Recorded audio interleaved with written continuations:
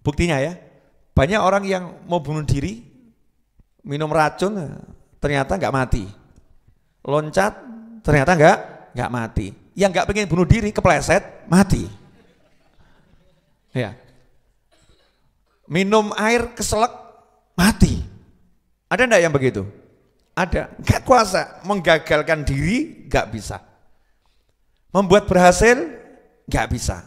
Kecuali kalau dibuat bisa oleh Allah, kecuali diizinkan oleh Allah. Sampai di sini jelas? Oke. Sekarang kita ambil bab yang umum terjadi pada manusia akhir-akhir ini, hutang. Ilmu terapan ya, ilmu terapan, hutang. Punya hutang? Punya hutang? Punya hutang? Banyak. Banyak ya, banyak. Bisa enggak kamu lunaskan hutangmu? Enggak bisa. Bisa. Yang bisa melunaskan hutang hanya Allah. Yang bisa menjadikan kita tidak bisa melunaskan hutang hanya Allah. Dah, ini mulai asyik ini. Oke, sekarang kita punya tujuan. Saya mau melunaskan hutang. Maka nomor satu kita ngomong saya tidak bisa melunaskan hutang. Selesai. Makanya kalau kamu berpikir kamu bisa melunaskan hutang, itulah langkah awal yang buat kamu stres. Maka setiap kali usaha gagal, stres, nggak punya duit, stres, gitu kan ya? Karena merasa aku bisa melunaskan hutang. Tapi kita cukup ngomong, saya pengen melunaskan hutang, di bawahnya saya tidak bisa melunaskan hutang. Melunaskan hutang, saya tuh sejawat. Allah. Ini bukan bab amin dulu, ini bab cara ya, bab cara. Biar paham urutan pola berpikir nih. Pola berpikir. Ini kalau paham ilmu ini dipakai semua hal enak. Ulangi dikit boleh? Buat yang rodok lemot-lemot jadi biar enggak. Ya, saya kan agak lemot. Saya ulangi dikit boleh ya? Jadi yang bisa hanya siapa? Allah. Selain Allah tidak bisa. Kita pakai bab hutang ya, bab hutang. Kita punya hutang. Saya pengen melunaskan hutang, betul? Nah, maka nomor satu kita ingat dulu, yang bisa melunaskan hutang hanya Allah. Saya pengen melunaskan hutang, saya tidak bisa melunaskan hutang, maka ada kata maka saya minta tolong sama yang bisa. Siapa yang bisa? Hanya Allah. Maka saat detik itu juga ketergantungan pada siapapun dan apapun segera buang.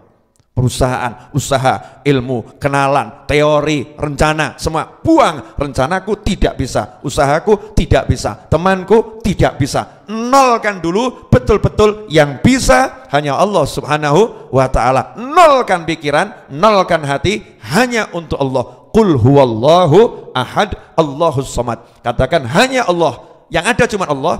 Allah tempatku bergantung, langsung ngomong sama Allah. Ya Allah, saya punya hutang, tolong lunaskan hutang saya. Maka kita cari jawabannya dari Allah, betul kan ya? Allah jawab itu, nggak mungkin nggak dijawab. Oke, aku lunaskan hutangmu.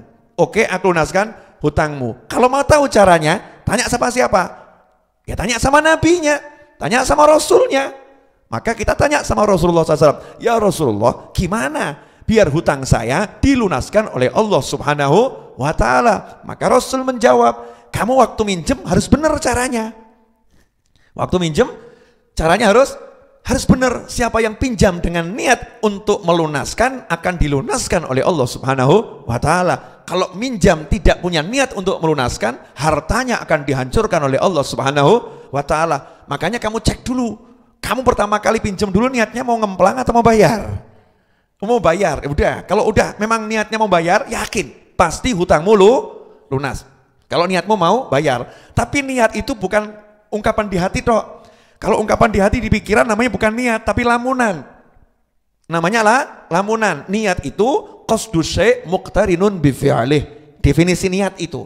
Kalau enggak ada prakteknya, niat itu adalah punya keinginan, punya cita-cita yang langsung diwujudkan dengan perbuatan. Itu namanya niat. Kalau enggak ada aksinya, enggak ada perbuatannya, namanya bukan niat tapi namanya al-amani. Dalam bahasa Indonesianya lamunan. Banyak orang mengira dirinya berniat padahal lagi melamun, bukan berniat. Oke, saya berhutang dengan niat saya akan melunaskan. Maka saat itu juga dia udah siapkan. Ya, siapkan apa? Perencanaan. Dari sini saya akan ambil sekian rupiah untuk bayar hutang. Sini sekian rupiah untuk bayar hutang. Kemudian dia siapkan mungkin aqua galon atau apa, punya duit cemplungkan ini untuk bayar hutang. Ini untuk bayar hutang. Hutangnya 200 juta, nyemplungkannya 5.000 rupiah. Gak apa-apa. Jangan pakai akalmu. Akalmu jangan dipakai, kan punyanya itu ya, punyanya itu udah nih niat bayar hutang, niat untuk melunaskan hutang. Ini namanya sudah ada aksi. Terus nanya lagi sama Nabi Muhammad SAW, ya Rasulullah, ya cara berikutnya apa? Cara berikutnya apa? Apakah hanya itu niat? Enggak, ya enggak niat saja. Kamu harus baca doa ini. Kamu baca doa ini. Kalau doa ini kamu baca, hutangmu berapapun akan dilunaskan oleh Allah Subhanahu wa Ta'ala. Maka setan bisikin, oh kamu sekedar doa nggak bisa, mana mungkin sih doa akan membuat hutangmu lunas. Kamu jangan percaya sama kata ustadz, kata ini dan lain sebagainya. Buktinya Habib Novel sendiri utangnya banyak, tapi lunas bro. Ya terbukti kan lunas, betul kan ya? Yang satu ini kan tinggal dikit, dari 7,7 cuma tinggal 4,7 dalam 2,5 bulan kan ya. Alhamdulillah. Masa dalam 2,5 bulan dapat 3M itu kan ya, subhanallah kan luar biasa. Caranya gimana? Caranya ini. Caranya adalah dengan pola pikir yang tadi saya bangun tadi ya, yang saya jelaskan secara terstruktur nih ya, biar kita bisa mengikuti dengan gampang. Oh, diantaranya doa yang ada di Wirdul Latif. Jadi kalau tiap pagi baca Wirdul Latif, insya Allah hutang lunas. Ada di situ ya, ada di situ. Min ghalabatid dain, ya Allah bebaskan aku dari dikuasai oleh hutang. Ada di situ. Kemudian apa lagi? Allahumma kfini bihalalika an haramika wa aghnini bifadlika aman siwak. Setiap habis sholat baca itu, maka hutangnya akan lunas. Maka hutangnya akan lunas. Kalau setiap habis sholat baca itu, ya sudah, amalkan saja itu, nggak usah mikir lagi.